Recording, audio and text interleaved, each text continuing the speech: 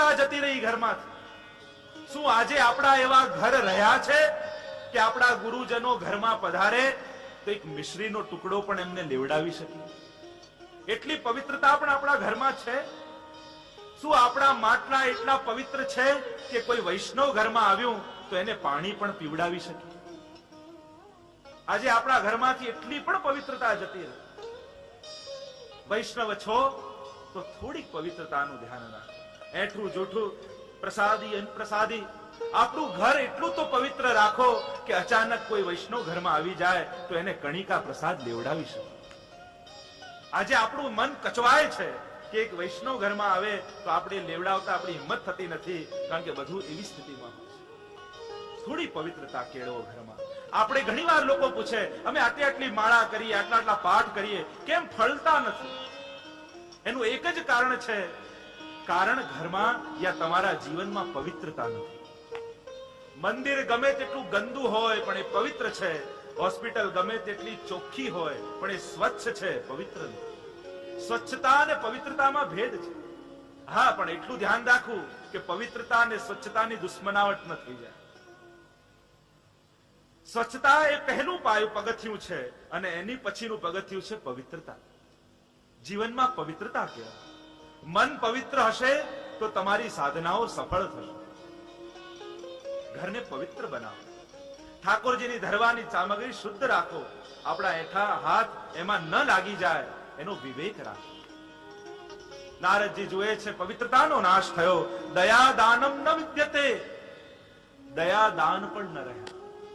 લોકો યશ કીર્તિને મેળવવા માટે જ કરવા લાગ્યા, પણ એટલા માટે કરે એ સારું છે જે કંઈ જ નથી કરતા.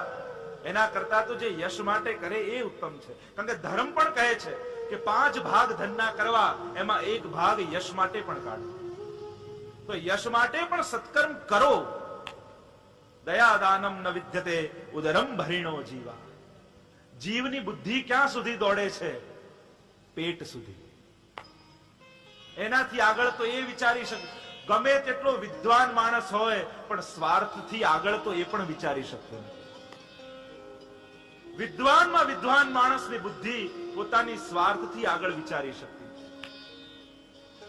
પેટ ભરવા માટે જાણે જીવન થઈ ગયું. અને પેટ માટે ભાગાદોડી નથી. આ બધી ભાગાદોડી તો જીભ માટે છે.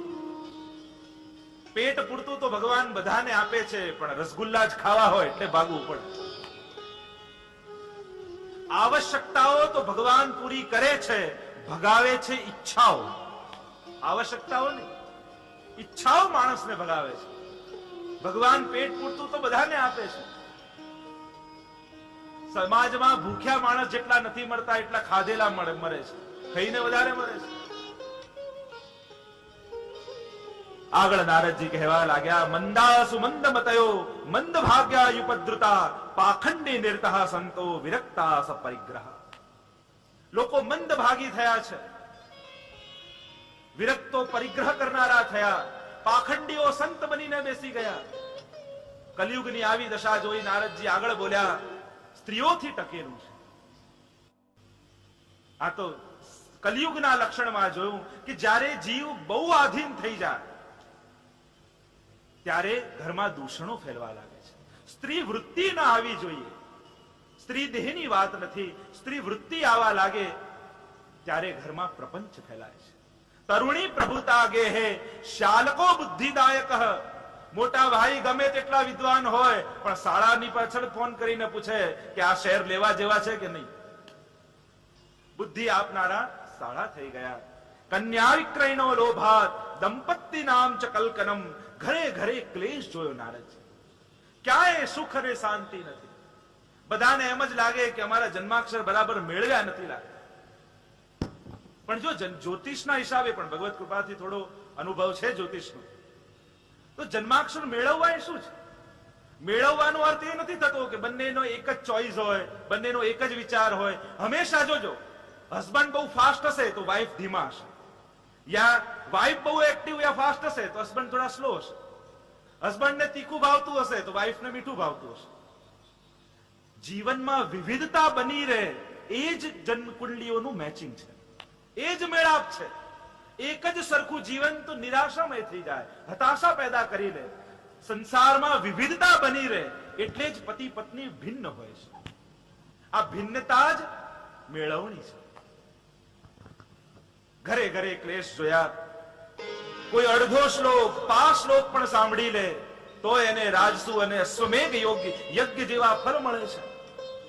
અને એમાં પણ કોઈનો અંતકાલ નજીક હોય, મૃત્યુ નજદીક હોય, અંતકાલે તુ યેનૈવ શ્રૂયતે સુખ શાસ્ત્રવાદ પ્રીત્યા તસ્યૈવ વૈકુંઠમ ગોવિંદોપી પ્રયચ્છતિ. જેનો મૃત્યુ નજદીક હોય અને અંત સમયે જો કોઈ ભાગવતનો શ્લોક સાંભળી લે તો એને તો સ્વયં ઠાકોરજી પોતાનું વૈકુંઠ ધામ આપે. વૈષ્ણવનો અંતકાલ નજદીક હોય જો બહુ સાવધાન રહેવું. કોઈનો અંત સમય નજદીક હોય, આપણે એમ કહીએ દીકરાને બોલાવી લો, દીકરીને બોલાવી લો, વહુને બોલાવી લો, ભાઈને બોલાવી લો. એટલું બધું અંત સમય આપણે લૌકિક કરી નાખીએ. બહુ સાવધાન રહેજો. શાસ્ત્રો કહે છે કે અંત સમયે જ્યાં બુદ્ધિ હશે, જ્યાં મતિ હશે, ત્યાં જ એની ગતિ થશે. એટલે આપણે બધાને બોલાવી લઈએ છીએ, એટલે તૈયારી કરીએ છીએ કે આ પાછા અહીંયા જ ઘરે આવે. વૈષ્ણવનું છેલ્લી ઘડી બગાડશો નહીં. અંત સમયમાં એવા વૈષ્ણવને સામે બોલાવો કે જેની જોડે સત્સંગ કરતા હોય, જેની જોડે યાત્રામાં ગયા હોય, જેની જોડે મનોરથ કર્યા હોય, એવા મંડળના વૈષ્ણવને સામે ઉભા રાખો અને એમને યાદ અપાવો કે જો આપણે યાત્રામાં ગયા હતા કેવો આનંદ આવ્યો હતો, આપણે મનોરથ કર્યો હતો કેવો આનંદ આવ્યો હતો, આપણે ભાગવત કથા સાંભળી હતી કેવો ઉત્સવ કર્યા હતા. એવા અલૌકિક ઉત્સવોની એમને સ્મૃતિ કરાવો, એમને યાદ અપાવો. જો તમને લેવા માટે સાક્ષાત શ્રીનાથજી આવ્યા છે, વ્રજભક્તો આવ્યા છે, મહાપ્રભુજી પધાર્યા છે, 84,252 વૈષ્ણવ ઉભા છે, એમની બુદ્ધિ અલૌકિક કરો. અને આપણે તો હલાવી હલાવીને કહીએ જો બા દીકરો આવી ગયો છે લંડન થી, અમેરિકાથી, દીકરી આવી ગઈ છે. હવે આખી જિંદગી દીકરો ને દીકરી જ કર્યા છે ને, એમના પાછળ તો આખું જીવન ઘસાઈ ગયું. અંત સમય એના બગાડો ને. છેલ્લી ઘડી બહુ મહત્વની છે. કારણ કે છેલ્લી ઘડી ક્યાં બુદ્ધિ છે એ બહુ જ મહત્વનું છે. આખી જિંદગી ભગવત નામ લીધું હોય તો જ અંતિમ ઘડીમાં ભગવાન યાદ આવે. આ ભાગવતની કથા તો એવી દિવ્ય કથા છે કે જેનાથી સ્વયં ભગવાન ખેંચાઈને આવી જાય છે. આગળ સમજાવતા સનત કુમારો કહેવા લાગ્યા કે હજી ભાગવતનું મહાત્મ્ય તમારા હૃદયમાં નિશ્ચિત રીતે પ્રસ્થાપિત થઈ જાય, હું તમને બીજી કથા કહું છું. અને આમ કથા કહેતા સનત કુમારોએ કથા કહેતા કહ્યું, હું તમને એક પ્રાચીન ઇતિહાસ કહું છું. છે ધુંધકારીની કથા, છે પાપીની કથા, પણ સાંભળશો તો પાપ જશે. અને સાચી વાત છે ને, કાંટો વાગ્યો હોય તો કાઢવા માટે સુઈ જ જોઈએ. પાપીની કથા છે પણ સાંભળશો તો પાપનો નાશ થશે. પુરાતન ઇતિહાસ છે, પહેલા બની ચૂક્યું છે. તુંગભદ્રા નદી છે અને એના તટ ઉપર એક નગર વસેલું છે અને ત્યાં આત્મદેવ નામનો બ્રાહ્મણ રહે છે. જો ભૌગોલિક દ્રષ્ટિ સંશોધન કરવા જાઓ તો તુંગભદ્રા નદી નોર્થ કર્ણાટકામાં વિજયનગર, જ્યાં મહાપ્રભુજીનો કણકાભિષેક થયો હતો, એ વિજયનગર આ તુંગભદ્રા નદીને કિનારે છે. પણ આનો આધ્યાત્મિક પક્ષ, તુંગ એટલે શિખર, ભદ્રા એટલે કલ્યાણ, કલ્યાણનું શિખર એટલે આ માનવ દેહ. 84 લાખ યોનિઓમાં કેવલ એક જ આ માનવ યોની એવી છે કે જેમાં હરિનું ભજન થઈ શકે છે, પ્રભુનું નામ લઈ શકાય છે, પ્રભુની ભક્તિ કરી શકાય છે. તો તુંગભદ્રાનો તટ એટલે આ માનવ દેહ. એમાં આત્મદેવ નામનો બ્રાહ્મણ રહે એટલે અંદર રહેલો આ જીવ, એને એક પત્ની છે ધુંધુલી. અને આ ધુંધુલી અને આત્મદેવનો પરિવાર સંસાર ચાલે છે, બધું જ સુખ છે. આત્મદેવ એ જીવ, ધુંધુલી એટલે દુર્બુદ્ધિ. બધું જ સુખ છે, સંપત્તિ છે, સન્મતિ છે, પણ સંતતિ નથી. અને આ સંતતિ ન હોવાનું દુઃખ આત્મદેવને અંદરથી કોરી ખાય છે. બધું જ ભેગું કર્યું પણ કોના માટે? કોણ અમારા પછી ખાના? પણ ભાગવતના હિસાબે જોવા જાઓ તો આ ધુંધુલી માં બનવા માંગતી જ નથી. ધુંધુલીના લક્ષણ આપ્યા છે ભાગવતમાં. સ્વવાક્ય સ્થાપિકા નિત્યમ સુંદરી કુલોદ્ભવા. પોતે કે એમ જ ઘરમાં થવું જોઈએ. જો ભાગવતજી મેં કાલે જ કહ્યું ને, આ દર્પણ છે, અરીસો છે. એટલે આપણે બધા જોડે આપણા ગુણ અને દુર્ગુણ મેળવવા. ક્યાંક આ ધુંધુલી મારી અંદર તો નથી જીવતી ને, અને જો જીવે છે તો આને કેમ કાઢું? ધુંધુલીના લક્ષણ આપ્યા. સ્વવાક્ય સ્થાપિકા નિત્યમ. પોતે કેમ જ ઘરમાં ચાલવું જોઈએ. એટલે કે ને, પત્ની કોનું નામ કે ટોકી ટોકીને બદલી નાખે અને પછી એમ કે હવે પહેલા જેવા તમે નથી રહ્યા. સ્વવાક્ય સ્થાપિકા. જેમ ધર્મ પત્નીની વાત નથી કરતો, આ તો ધુંધુલીની વાત કરે છે. જે ધર્મ પત્ની છે એ તો ધર્મમાં જોડે છે, ધર્મમાં આગળ વધારે છે, ખોટું કરતા ટોકે છે, દરેક પગલે સાથ આપે છે. પોતે કેમ જ થવું જોઈએ. સુંદરી છે, સુકુલોદ્ભવા છે, લોક વાર્તા રતા. અને લૌકિક વાતમાં બહુ રસ આવે છે. ક્રૂરા. સ્ત્રી તો દયાળુ હોય ને, આ સ્વભાવથી જ ક્રૂર છે. પ્રાયસો બહુ જલ્પિકા. બહુ બોલનારી છે. સુરાચ ગ્રહ કૃત્યેષુ. ઘર કાર્યમાં હોશિયાર છે. કૃપણા. કંજૂસ છે. જે ઘરની સ્ત્રીઓ કંજૂસ હોય એ ઘરમાં ક્યારે સત્કર્મ થતા નથી. કલહ પ્રિયા. આને ક્લેશ જ ગમે છે, આને પ્રપંચ જ ગમે છે. કલહમાં જ આને રસ આવે છે. આ દુર્બુદ્ધિ છે જે જીવને સત્સંગ રૂપી ફલ આપતી નથી. સંતતિનું દુઃખ એટલું બધું કોરી ખાધું ને એક દિવસ એને થયું કે લાવ આત્મઘાત કરી લો. અને સવારે વહેલા ઉઠી આત્મદેવ ગામની બહાર આવ્યા. તળાવ હતું ને થયું કે લાવ આમાં કૂદકો મારી દઉં ને દેહને સમાપ્ત કરી દઉં. જ્યાં કૂદકો છલાંગ મારવા જાય ત્યાં દ્રષ્ટિ સામે ગઈ અને એક વિશાળ વૃક્ષની નીચે કોઈ યતિ બેઠા છે, કોઈ જોગી બેઠા છે. એવા તેજસ્વી મહાત્મા છે. દોડતા ગયા આત્મદેવ. એને થયું કે જો આમની શરણે જઈશ તો મારું દુઃખ જરૂર જશે. ચરણોને પકડી લીધા અને મોટે મોટેથી પોક મૂકીને આત્મદેવ રડવા લાગ્યા. ઋષિએ પૂછ્યું કે શું છે તને, કઈ વાતનું દુઃખ છે? આત્મદેવે કહ્યું કે ભગવાને બધું સુખ આપ્યું પણ ઘરમાં કોઈ બાળક નથી, કોઈ સંતતિ નથી. જો જીવનમાં જેનો અભાવ તમારા હોય એની પૂર્તિ સમાજમાં કરો. તમારા ઘરમાં કોઈ બાળકનો જન્મ નથી થતો તો સમાજમાં ઘણા એવા બાળક છે કે જેને માતા પિતા નથી, તો એને જઈને મદદ કરો. જો તમારે કોઈ ઘરમાં વડીલ ન હોય અને તમને દુઃખ થતું હોય કે મારા માતા પિતા નાનપણમાં જ જતા રહ્યા, મા બાપનું સુખ મને નથી મળ્યું, તો ઘણા એવા વૃદ્ધાશ્રમો છે ત્યાં વડીલો પોતાના બાળકોને શોધી રહ્યા છે, તો ત્યાં જઈને વડીલોની સેવા કરો. પોતાની પૂર્તિ, પોતાના જીવનમાં જે ઉણપ રહી ગઈ છે એ સમાજમાં પૂરી કરો. રડવા લાગ્યા. ઋષિએ કહ્યું, આંખો બંધ કરીને જોયું, આંખો ખોલીને કહ્યું કે તારે આ જન્મે નહીં પણ 7 જન્મ સુધી તારે કોઈ સંતતિનો યોગ નથી. અને જ્યાં ઋષિના મુખમાંથી આ શબ્દો સાંભળ્યા, હવે તો મૂકીને રડવા લાગ્યો. જો તમે આશીર્વાદ નહીં આપો તો અહીંયા જ માથું પછાડી પછાડી મારા દેહને સમાપ્ત કરી દઈશ. પ્રલાપ કરવા લાગ્યો. આવી કરુણા મહાત્માને. જો ભાગ્યને કોઈ બદલી શકતું હોય તો મહાત્મા. સંત જ ભાગ્યને બદલી શકે, બાકી કોઈ ભાગ્યને બદલી નથી શકતું. એક ફળ ઝોલીમાંથી કાઢ્યું, પોતાની સમગ્ર તપશ્ચર્યાનું તેજ એ ફળમાં પધરાવ્યું અને આત્મદેવને ઝોલીમાં આપ્યું ને કહ્યું, જા ઘરે જા અને તારી પત્નીને ખવડાવી દે. મારા આશીર્વાદ છે કે તારે ત્યાં કોઈ દિવ્ય બાળકનો જન્મ થશે.